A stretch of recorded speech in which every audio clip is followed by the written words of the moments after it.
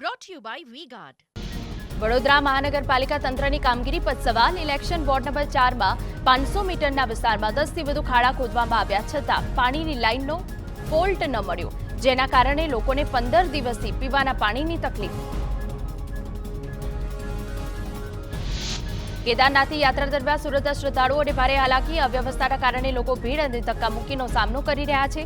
સોનપ્રયાગમાં લોકો ભીડના કારણે કલાકો લાઇનમાં ફસાયા. સ્થાનિક પોલીસ પર દુર્વ્યવહારનો આરોપ. અમરેલીના બગસરા પાલિકાના સફાઈ કર્મચારીઓએ પાલિકાના વિરોધમાં રેલી યોજી. અગાઉ પગાર માટે કરી હતી રજૂઆત અને સત્તાધીશોની મૌખિક બાંહેધરી પણ મળી હતી. કર્મચારીઓએ શહેરના મુખ્ય માર્ગો પર સૂત્રોચ્ચાર કરી વિરોધ કર્યો.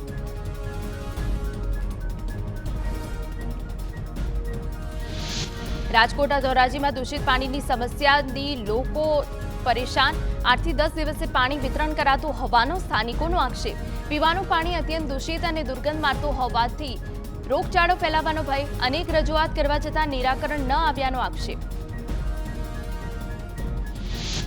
નવસારીમાં 6 મહિનાથી વોટર એટીએમ શોભાના ગાંઠિયા બન્યા. 20 લાખના ખર્ચે મુકાયેલા વોટર એટીએમ છે બંધ હાલતમાં. તંત્રના ગેરવહીવટના કારણે નાણાં પણ પાણીમાં ગયા. પાલિકાએ પણ પોતાની જવાબદારીમાંથી હાથ અદ્ધર કર્યા. દોષનો ટોપલો પણ મેન્ટેનન્સ એજન્સી પર ઢોળ્યો.